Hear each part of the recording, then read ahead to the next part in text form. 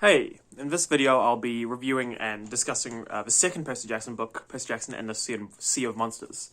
So, quick spoiler-free review. This book is very similar to the last book in terms of what I discussed in my previous review, in that there's some plot holes, there's some stuff that doesn't make sense, but it's funny, and it has cool characters, and there's a strong sort of plot line with some twists at the end, or at the very end.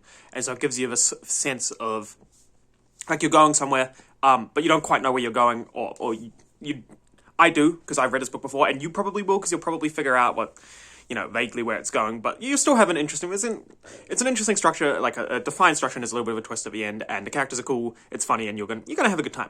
Particularly if you enjoyed the first book. This book very much continues, like, straight off the first book, and so if you enjoyed the first book, you'll enjoy this one.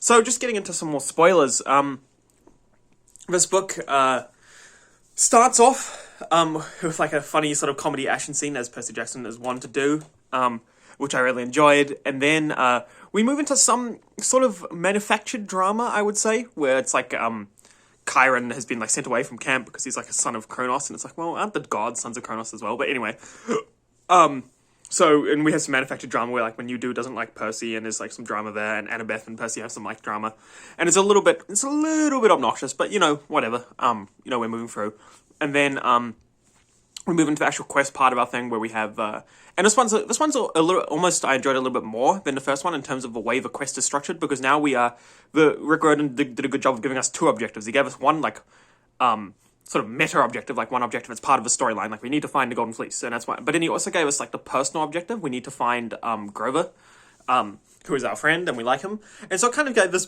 story a little bit of extra weight, because it's not just, oh, we're finding this MacGuffin because we need to find a MacGuffin. It's also, we're finding this MacGuffin because our friend is there, and we like our friend, and so it sort of works a bit in that way. So if we just quickly, I'll give you some of the stuff I enjoyed. I enjoyed, like I said, that opening action scene.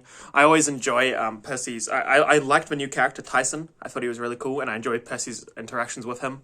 And I thought he was fun, and also the audiobook narrator has like a funny voice for Tyson, so that's neither here nor there, but I enjoyed it. So I enjoyed that. I enjoyed, like I said, the overall sort of plotline. I enjoyed Polyphemus at the end. I thought he was cool and funny. And yeah, and I also enjoyed just sort of the vibes of the Sea of Monsters. I thought it was a cool sort of setting. And then, like I said, the comedy still lands, and it's still Percy Jackson, who is a cool character who I enjoy. So that's all the positives. And now, I'm assuming is going to become tradition with these Percy Jackson review videos, I would like to just talk about some of the negatives. So first of all, this book suffers from some of that over-explaining that authors like to do. Like, as an example, at the end, like when Thalia? I can't say my THs. Anyway, when that chick gets sort of revived, she's like, I am Thalia, daughter of Zeus. It's like, yeah, we know you're daughter of Zeus. We heard that before. Like, we didn't need this extra explanation.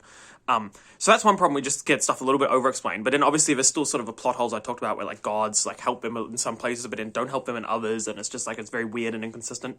Like, at one point, Hermes just gives him a ton of stuff to help him. He's like, yo, here's some, like, multivitamins and some vitamin and some stuff. But then, like, Athena, Annabeth's mum and stuff never helps them. And Poseidon helps them sometimes and sometimes not. And it's, like, it's a little bit inconsistent.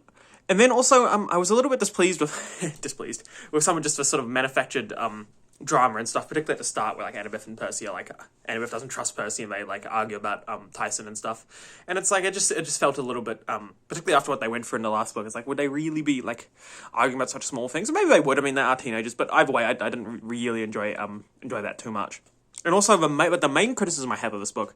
Actually, no, that's not true. It's not really a criticism of this book, it's more of a criticism of certain sections of this book. Because the way this is sort of structured is, it's like the last one, where we have this sort of, we're going from A to B, and we go in little loops, around along the way, where we get into little, like, interactions, so they go to Circe's island, and they meet the sirens, and they get attacked by a hydra and stuff. And the problem was that I felt that two of those, particularly the Circe's island, scene was really,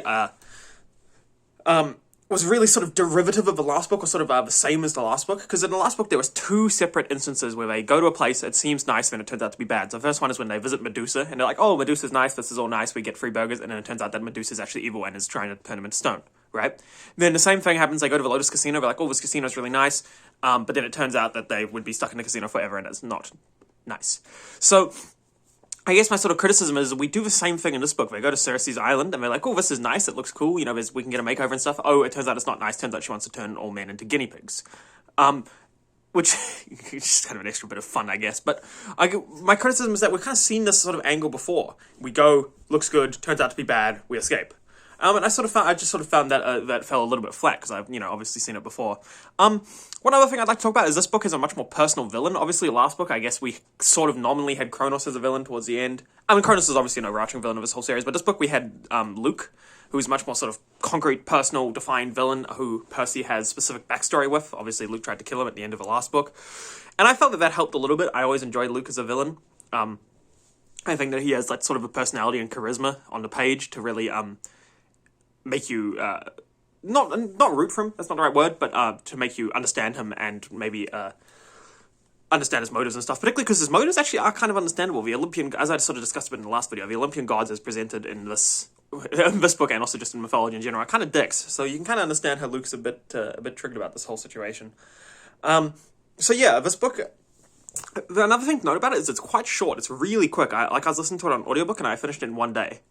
Just sort of like, or less than a day even. I started listening to it last night. I finished it right now, midday today. So it's very quick, and so it works quite nicely, honestly, because I've been listening to a lot of epic fantasy and stuff, and now it's nice to just chug through a book in like a day and like it just be enjoyable. There's something enjoyable about completing like a full plot line without it taking like thousands of years and having hundreds of different character perspectives.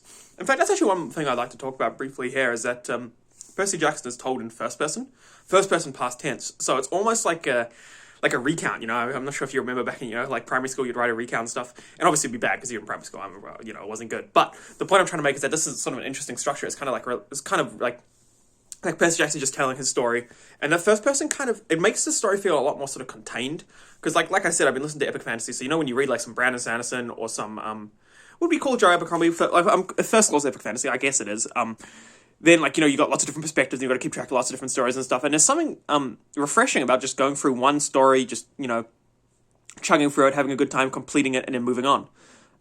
Particularly because I actually forgot how much I enjoyed the overarching story of Percy Jackson as well, so, in terms of, like, the reviving of Kronos and all that, and, like, a prophecy when he's 16, blah, blah, blah, blah, blah. So I really enjoyed this book because it's sort of like that, when you watch a TV show, and often, particularly like a detective TV show, each episode will have, like, a thing that's going on, so a case they have to solve, and there might be some sort of overarching plot. Like, with Sherlock Holmes, it's often, like, any Sherlock Holmes show, it's often, he's solving a case, then something Moriarty. This book sort of has a similar vibe going on, where there's, like, the specific episode, is what's happening, they have to find a fleece and stuff, but it's all part of this greater storyline of Kronos, which we are getting to sort of build towards as well. So yeah, overall, I would give this book, if I was like sort of, as a Percy Jackson book, I actually think it's one of the better ones. I really enjoy it. And as a sort of a book, as a fantasy book, it might be that you would rate it a little bit lower because it's a little bit simplistic. But maybe you're looking for something simplistic. Like, honestly, I'm just really enjoying chilling out, listening to some Percy Jackson and having a good time. But like I said in the last video, that might just be a little bit of nostalgia. But anyway, yeah, I think that's basically all I had to say about this book. Thanks very much for watching, and I'll catch you in the next one.